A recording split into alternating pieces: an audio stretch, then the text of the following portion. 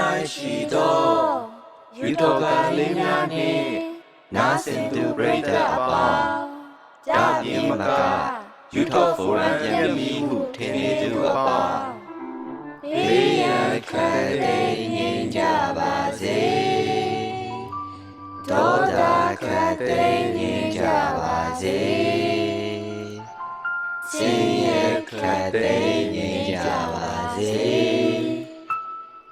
နှလုံးစိတ်ဝမ်းအေးချမ်းကြပါစေနောက်ရရှိသော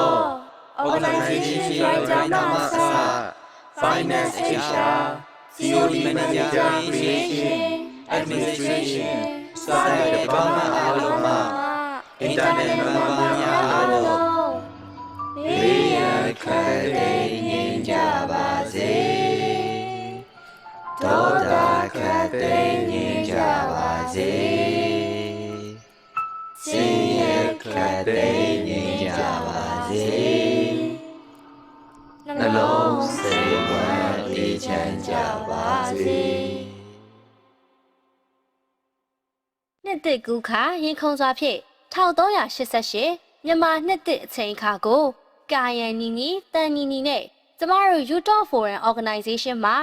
တန်ချက်တစ်ပုတ်ထိုးရင်းကြိုဆိုပါရစေကြိုဆိုပါရစေရှင်မမမျက်နှာတကောပါနဲ့ဟောဒီကကိုဖြာလိုက်ရဲ့မိမတွေကိုစိတ်ကုံသွားလို့တောထွက်ဖို့ဘိုကင်ယူထားတဲ့ကျွန်တော်ကြော်ကြီးရယ်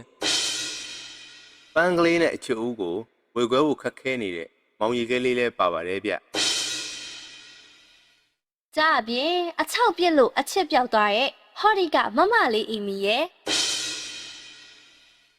ဒီဆောင်တတိလေးနဲ့နေဖို့မနာတန်းလိမ့်မဲ့ကျမလာရီတို့ကတန်ချလေးတစ်ပုတ်ကိုထိုးပြရစေရှင်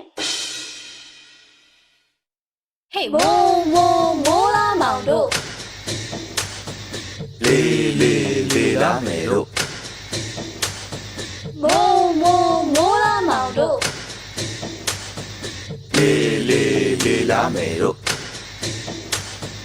မြမနှစ်တစ်ရောက်လို့လားတန်ချက်တိုင်လားအစင်လာပြုတ်တန်ချက်တိုင်လားအစင်လာပြုတ်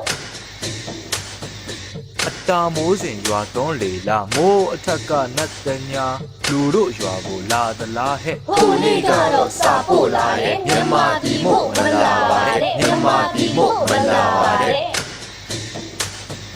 အတာမိုးစဉ်ရွာသွန်းစေခြင်းအတာမိုးတွေရွာပါလေအတာမိုးတွေရွာပါလေဟေးစိန်လားဟေးညာလားဟေးလာမောင်တို့ဝါအဖွဲနာမည်လေးပြောပြပါအောင်တန်ချက် YTF တဲ့တန်ချက် YTF တဲ့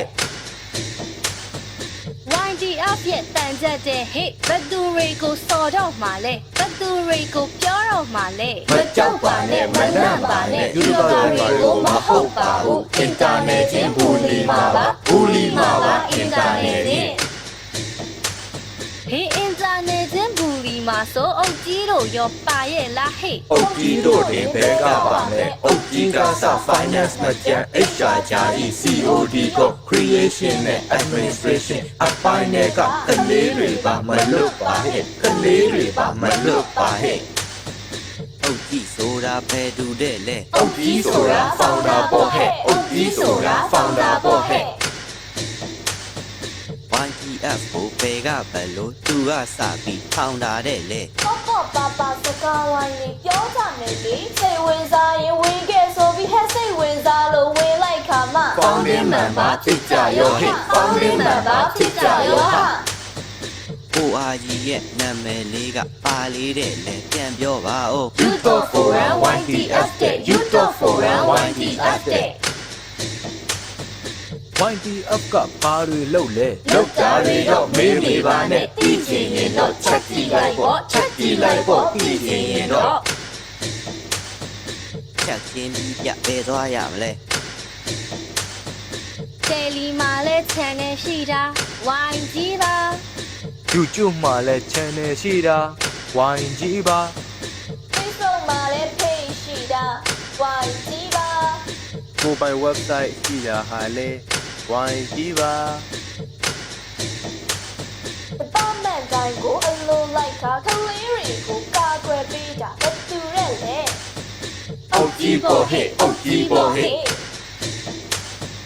Telegram မှာ Premium ကြီးဝယ်သုံးပြီးတော့ Southeast ကပို့ရဘာတူလဲ ဘယ်သူရှိမလဲအုတ်ကြီးပဲပေါ့ဘယ်သူရှိမလဲအုတ်ကြီးပဲပေါ့ အပြင်ရန်လဲမကြောက်နဲ့တဲ့ကာကွယ်ပေးမယ်သူပါပဲပေါ့တကယ်တမ်းလဲကာကွယ်ပါတယ် ဒါပေမဲ့လည်းဘူလီခံရဒါပေမဲ့လည်းဘူလီခံရ တင်လိုက်ပြန်ပြီးအထုပ်ကြီးပြော အစမရှိအဆုံးမရှိလမ်းလိုက်တာဟဲ့ဘာအထုတ်လဲလမ်းလိုက်တာဟဲ့ဘာအထုတ်လဲ တေးကြတာတော့မဟုတ်ထုတ်မဟုတ်ဘူးအထုပ်ဆိုတာအလုတ်ပေါ့ဟဲ့အလုတ်ပဲပေါ့ အထုတ်တင်တာအုတ်ကြီးပဲလား အုတ်ကြီးတင်ပဲဘယ်ကပါမလဲ finance ဘက်ကနူးနူးကောပေါ့ finance ဘက်ကနူးနူးကောပေါ့ ဟဲ့နူးနူးဆိုတာဘယ်သူရဲ့လဲ YDF ရဲ့ဝေစီစင်းရမြေချောင်းကြီးပေါ့တနည်းအားဖြင့် finance ပဲပေါ့ finance ပဲပေါ့တနည်းအားဖြင့် ကျိုးပိုဆယ်တွေတင်လိုက်ရင် finance ဘက်ကရင်းတွေတုံရ finance ဘက်ကရင်းတွေတုံရ အင်တာနက်တွေကြီးကြပြန်ဟိုဟာဝယ်ပေးဒီဟာဝယ်ပေး finance ဘက်ကဘာပြန်ပြောလဲ အမလေးဟဲ့ငါသွေးတက်တယ်အမလေးဟဲ့ငါသွေးတက်တယ် finance ဘက်ကနူးနူးလေးကလှရဲ့လားဟဲ့ချောရဲ့လားဟဲ့ ဘယ်လိုကြောင့်များမေးလိုက်တာလဲအိုင်တို့အမချောလိုက်တာမှလှလိုက်တာမှလွန်ပါရောဟဲ့လွန်ပါရောဟာ အုတ်ကြီးကိုတော့အဲ့လိုမပြောမင်းတို့တွေကပတ်လိုက်တာပေါ့ လှလိုက်တာတော့ဘယ်ဟုတ်ပါမလဲအုတ်ကြီးလည်းပဲချောပါတယ်တော့အုတ်ကြီးလည်းပဲချောပါတယ်တော့ finance ဘက်ကနူးနူးလေးကရုပ်ရည်လေးကချောတယ်ဆိုတော့အပြောလေးကချိုရဲ့လားဟဲ့ ချိုသလားတော့မင်းနေပါနဲ့စူရင်တောင်မှချိုချိုလေးဟဲ့စူရင်တောင်မှချိုချိုလေးဟဲ့ သူခံရတော့ဘယ်လိုနေလဲပြောသလားဟဲ့မဲတို့ရေ ပျော်ရဲဟဲ့ပျော်ရဲဟဲ့ပျော်သလားဟဲ့မောင်တို့ရေ ပြောတယ်ဟဲ့ပြောတယ်ဟဲ့ ကွန်တန်တွေလည်းကောင်းပါတယ်အရေးသားတွေလည်းလမ်းပါတယ်ကွန်တန်တင်းကပြင်ရမှာကတစ်ခုခုသို့စာအရှိကြီးရေးချလိုက်တာအင်တာနက်တွေကိုစဆရကလောက်တာပါပဲစဆရကလောက်တာပါပဲ graphic တွေလည်းလာပါတယ် design တွေလည်းမကွမ်းပါဘူး graphic တင်းကပြင်ရမှာပါ rapper လေးမြန်ဖို့ပါပဲ rapper လေးမြန်ဖို့ပါပဲ social team က post လေးတွေတော့တင်ကြပါတယ် info တေချာယူပြီးတော့မှတေချာလေးတော့တင်ပေးရှာတယ် အချိန်မမှန်တာတစ်ခုပါပဲအချိန်မမှန်တာတစ်ခုပါပဲ program တွေတော့ဦးစီးကြတယ်တက်ကြွကြွလောက်ကိုင်းကြတယ်စီကံထုတ်ဖို့ပြင်တာကတော့ ကြာကြီးတို့ပေါ့ကြာကြီးတို့ပေါ့ character လေးတွေဆွဲပေးကြတယ် animation လည်းလုပ်ပေးကြတယ် ဆွဲပေးတဲ့မြအကုန်လန်းကမြင်သမျှလူတိုင်းပုံလေးတွေကိုသဘောကျကြ တို့တော်ညာလဲတစ်ခုခုဆိုပြန်ပြင်ပေးဖို့ complaint တက်တာတစ်ခါကနေနှစ်ခါဆိုရင်ပြင်မပေးခြင်းပဲလေတံမာတာ creation ပေါ့ creation ပေါ့ ကွန်တန်ကလည်းကြိတ်ပြန်ပြီး graphic ကလည်းချိန်ပြန်ပြီးတဲ့ ကြာကြီးတို့လည်းတိတ်နေပြီ creation ကလည်းချိန်ပြန်ပြီးဟာ အဲ့လောက်အကျိတ်ခံရတာဘယ်သူရက်လဲဘယ်သူရက်လဲ ဘယ်သူရှိလဲကိုနေကြပေါ့ဘယ်သူရှိလဲကိုနေကြပေါ့ really တွေလည်းတင်ပြန်တယ်ပူလေးတွေလည်းတင်ပါသေးတယ် သူတို့ချင်းချင်းနားလေတာပဲထိုင်ထိုင်ပြောတာဘယ်အခွက်လဲ ဘယ်ဖွဲ့ဖြစ်မလဲ podcasting ပေါ့ဘယ်ဖွဲ့ဖြစ်မလဲ podcasting ပေါ့ အတန်တွေကိုကိုင်းကားကွယ်တေးသေးချာချာအပ်တစ်ပေးတယ်ဘယ်ဟာခိုင်ခိုင်ရတယ်လို့ပဲအမြဲပြောကအနာနီမှာအချိန်ကလေးတိုးပေးနိုင်မလားအမြဲပြောတာဘယ်သူတဲ့လဲ ဘယ်သူရှိမလဲစောင်းအင်ရပေါ့ဘယ်သူရှိမလဲစောင်းအင်ရပေါ့ အစကတော့တပတ်တစ်ခါ YDFM လောက်တာပါပဲအခုကတော့ပြောင်းနေတာ နှစ်ပတ်ကျော်ပြီကိုလူတို့ရေနှစ်ပတ်ကျော်ပြီကိုလူတို့ရေ တအားငိန်ကလိမ်မာကြတာပဲအဖွဲလဲ language ချင်းပေါ့တို့ပေတိလဲအငိန်လွန်ကသူတို့ရှိမှမေ့နေကြလို့ အတန်လေးတွေထွက်ကြပါဦးအ တန်လေးတွေထွက်ကြပါဦး စာပြန်တာတော့တော်ကြပါပဲ သေးသေးချာချာစာပြန်ရှာတယ် ဒါပေမဲ့လည်းပြန်ကြဆိုမှစာပြန်တာတဲ့ ဒီအတိုင်းဆို info မသိလို့သူတို့သေချာမပြန်ရဲပါတဲ့ admin လေးတို့ admin လေးတို့ info တေချာလိုက်မှတ်ထားကြ info တေချာလိုက်မှတ်ထားကြ ID ထင်းတော့ရှိပါတယ်လောက်တော့လုံနေကြတာပါပဲသိကြသလားဆို ID ချင်းကြီးရှိမှန်းတော့အခုမှသာတတိယကြအခုမှသာတတိယကြ ORG တဲ့ proposal တင်ရင်မေးခွန်းတွေလဲဝိုင်းတာမေးကြတင်တဲ့လူတိုင်းချွေးတွေပြန်ကြအငင်းပွားလာကြပြီးဆိုရင်လက်ကင်နီလန်ပါလေးတဲ့လေ debate လုပ်ကြ debate လုပ်ကြ A4 ပုံမိုးတိကြပါကတိကြဒီဘက်က decision တိုင်း အလုတ်ဆက်လုပ်ကြရတာဟဲ့အလုတ်ဆက်လုပ်ကြရတာဟဲ့အပြစ်တင်တာမဟုတ်ပါဘူးတာဝန်အရာဘူလီတာပါတာဝန်အရာကြီးစေတာပါအုပ်ကြီးပေးတဲ့တာဝန်မှုပါတန်ချက်တင်တာအားလုံးကိုလည်းချစ်ပါတယ်အပြစ်မမြင်ပဲခွင့်လို့ပါအောင်အပြစ်မမြင်ပဲခွင့်လို့ပါအောင်တော့မလားချစ်မလားဟေးလာမောင်တို့ဝါ ကျွန်တော်တို့ရဲ့ YDF organization တွေကဇရက်မဟုတ်တဲ့ကြရက်တွေကိုအများပြည်သူသိရှိနိုင်စေရန်တချင်းလေးတစ်ပုဒ်ဖြင့်တင်ဆက်ပါရစေဗျ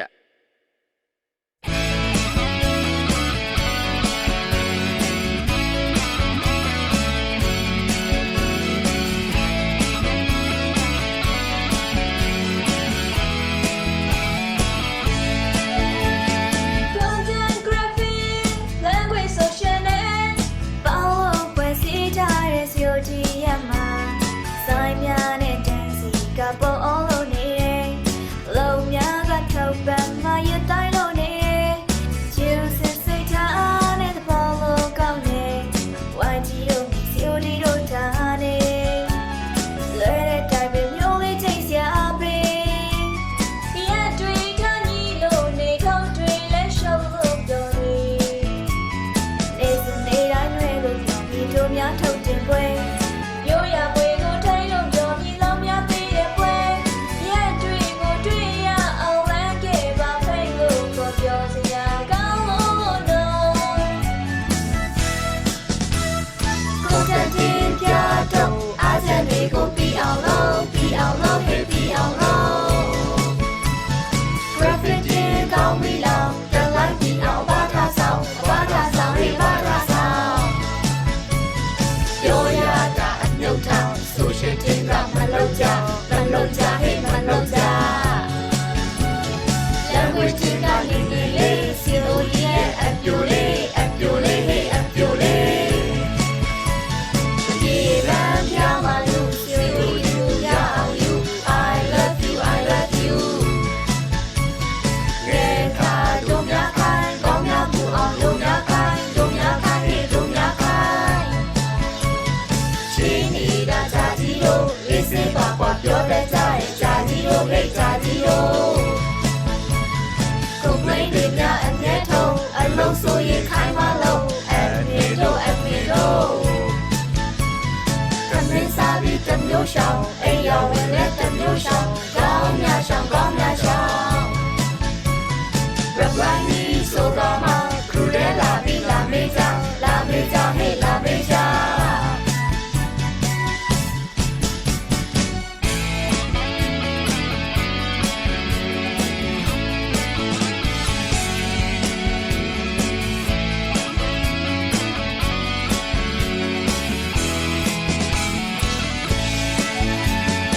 Creation choosing and Noriga Totally my mission that would take time မုံမြကင်းတဲ့ဒုက္ခပါစီလေးနေကြတဲ့ရပဲပဲကြီးများနဲ့တိုင်းအောင်ချက်ပြောနေတယ်ကျူစစ်စိတ်ထားနဲ့တပေါ်လို့ကောင်းနေဝိုင်းကြီးတို့စီယိုဒီတို့တာနေလဲတဲ့တိုင်းပဲမျိုးလေးချိန်စရာပဲ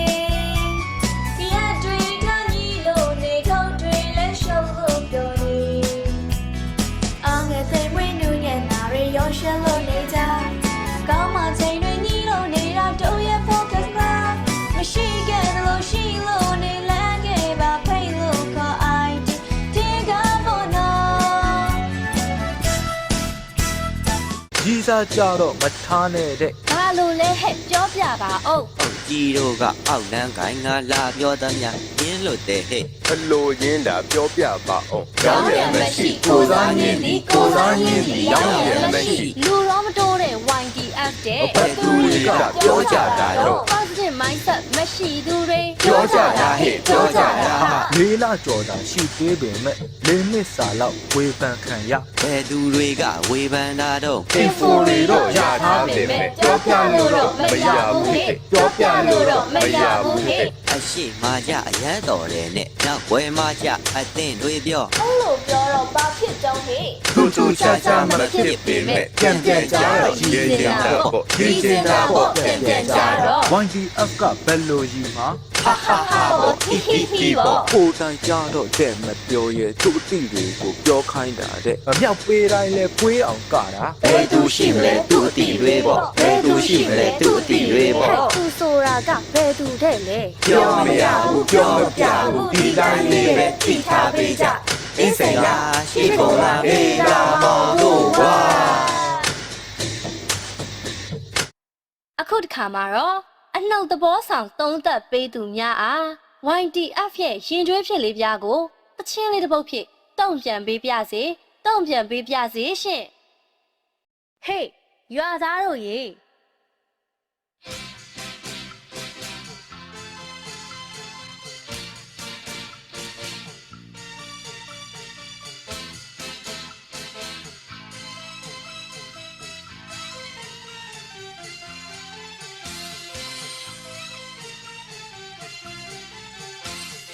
ဟေး တို့เจ้าလေးပြောလို့သေးဖြုံသေးပါမဆန်းသေးပါပြင်းအောင်ပြင်းသေးတယ် ဟေး နောက်များမှာပြေးလို့တတ်ရင်တို့များကဟာတိုင်းမှာအိုးပြင်းအောင်ပြင်းသေးတယ် ဟေးမင်းမုံလို့ဒုံမလန်းပါမင်းမချစ်လဲဒုံဆွေးပါဘာနီယက်ကိုပြက်မဲပြောတယ်ရှော့ပြီးအတွက်နဲ့ရွာလဲမဲ ပြင်းအောင်ပြင်းသေးတယ်ဟေးပြင်းအောင်ပြင်းသေးတယ်ဩပြင်းအောင်ပြင်းသေးတယ်ဟေးပြင်းအောင်ပြင်းသေးတယ် ဟေး ပြောကောင်းတဲ့သူကလေးတွေအပြောတွေကြီးမြတ်တတိထားနေလွန်ပြီးရင်မျက်ရည်ကလေးလည်းမတနာသေးဘူးရည်နေမယ် ပြင်းအောင်ပြင်းသေးတယ်ဟေးပြင်းအောင်ပြင်းသေးတယ်ဩပြင်းအောင်ပြင်းသေးတယ်ဟေးပြင်းအောင်ပြင်းသေးတယ် program တွေလာတက်ကြရဲစိတ်ဝင်စားသလိုဟန်ဆောင်ကြတယ်စီကဲနေရှယ်တင်ကြလို့မတတ်တာအောင်နေထိုင်ခတ်တဲ့မင်းတို့သဘောစောကြောရမလွယ်တို့စကားများကိုမေးနေသလားကွယ်မင်းတို့လေးတွေအတွက်နောက်တစ်ခါမလို့အောင်တို့ဆုံးမခြင်းတဲ့မတော့တစ်ခေါက်ပညာလေးစုံပြင်းအောင်ပြင်းသေးတယ် ဟေးမင်းတို့ကွက်တေးလာတာတော့တော့ပြင်းသေးတယ်ပြင်းသေးတယ်အိုးပြင်းအောင်ပြင်းသေးတယ်ဟေး မင်းတို့လေးတွေလဲတာလောက်တော့ပြင်းသေးတယ်ပြင်းသေးတယ်အိုးပြင်းအောင်ပြင်းသေးတယ်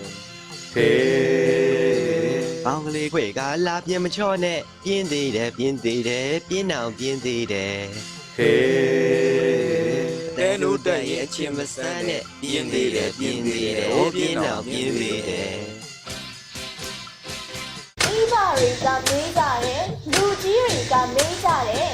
YDF ကကြားဖြန့်တယ်လားကြားဖြန့်တယ်လား YDF က ရုပ်ကလေးတွေချောကြယုံမှာ ကြားဖြန့်တယ်တော့မဟုတ်ပါဘူးကြားဖြန့်တယ်တော့မဟုတ်ပါဘူး ဘဝကပေးတဲ့သင်္ကန်းစာဝန်ကြီးကပေးတဲ့သင်္ကန်းစာ တန်ဖိုးအနက်ကထိုက်လာစွာပဲတန်ဖိုးအနက်ကထိုက်လာစွာပဲ အဆိုင်တွေလည်းများလာတယ်အထုပ်တွေလည်းပေးကြတယ် ငါတို့တတွေကြီးစားရဖို့ငါတို့တတွေကြီးစားရဖို့ လူကြီးတွေကမေးကြတယ်အချစ်အကြောင်းပဲပြောကြတယ်လား လူငယ်တွေမှုပြောကြတာပါကြီးစားတာတော့တယောက်မှလည်းမရှိပါဘူးတယောက်မှလည်းမရပါဘူး တချို့တွေကပြောကြတယ် YDF ကအဖြစ်မရှိဘူးတဲ့ YDF ကပြတ်မှာပါတဲ့ ဒါရင်ပဲလားဒါပဲလားဟဲ့ ဒါတွေတင်မဲ့ဘယ်ကပါမလဲ complain တွေကိုလက်မခံလို့သူတို့တွေကစိတ်ကောက်တာတဲ့ပြတ်မှာပါလို့ပြောသွားတာတဲ့ တကယ်တမ်းရောက် complain တွေကို YDF ကလက်မခံတာလား complain တိုင်းတော့ဘယ်ဟုတ်ပါမလဲ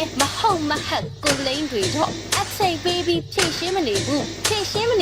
အချိန်ပေးပြီး မဟုတ်မဟတ် complain ဆိုတာဘယ်လိုမျိုးကိုပြောကြတာလဲ မဟုတ်မဟတ် complain ဆိုတာ policy ကိုပြောတာပါဟဲ့ တို့တို့တွေကိုဘာပြောချင်လဲ policy နဲ့ regulation မကွဲကြတဲ့တော်ပြီးတွေ ကြားဘူးကြလားဒီစကားကို စာအုပ်စာပေလူမိတ်ဆွေရဲ့စာအုပ်စာပေလူမိတ်ဆွေရဲ့ အပြ ပြု ူ သ သ ဘော ဘော နဲ့ နဲ့ ပြောပြတာပါအပြစ်လို့လည်းမမြင်ပါနဲ့အပြစ်လို့လည်းမမှတ်ပါနဲ့ချစ်လို့စတာဝင်မယူပါနဲ့ 1DF ကပြောတတ်လို့ပါဒီတစ်ခါတော့ဒီလောက်ပဲပေါ့နောက်တစ်ချိန်မှပြန်တွေ့ကြမယ်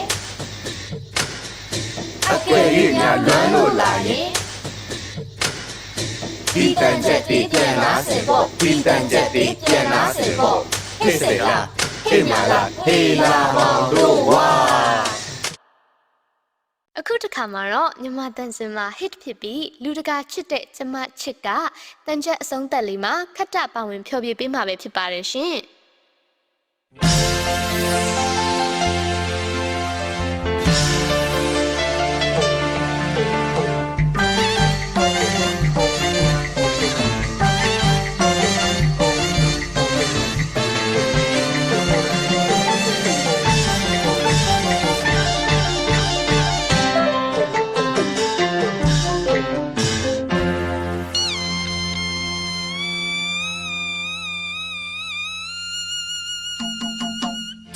ဒူမြ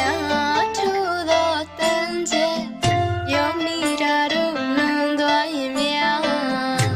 စကားရီချွန်ပြန်တော့ဝေးမယူပဲဖွားများနေနာတဲ့ပေါ်အပြင်းမမြင်ပဲချစ်မြေချစ်စေဒူမြထူသမျှပလိန်ခြင်းပါမေအပြင်းမြင်လေအချစ်တွေနဲ့ကြည်ပါခဲ့စိတ်ဆိုးလေအပြင်းမတင်ကြရဲ့စကားလွန်သွားကြတာအမှန်နှခါပြန်ဒီဆိုသူများဝိုင်းလို့တောင်းပန်လာပြန်ကြည့်သေးရဲ့တစ်ဖက် မြတ်ဆက်ဆံမြတ်မြတ် ညာလန်ချီပေးခဲ့ပြန် မြတ်ဆက်ဆံမြတ်မြတ် ပေါ်ရီမမျိုးနေတာအမှန် on it then ပြောလီကွာဖြောပြပါရဲ့ on it then ဆက်တန်ချက် ရက်ပြီးပြ ဆက်ပါဟတန်ချက် နောက်တစ်ခါမှသာပြ တောင်းထွန်းလို့ကြိုးစီဆိုပြန်တမီကစိတ်ဆိုးပြန် ပါ မအတွန်းနဲ့ကျင်ချင်းကိုကွယ်တစ်ခါတော့ပြတ်သားပြန် ဒုက္ခ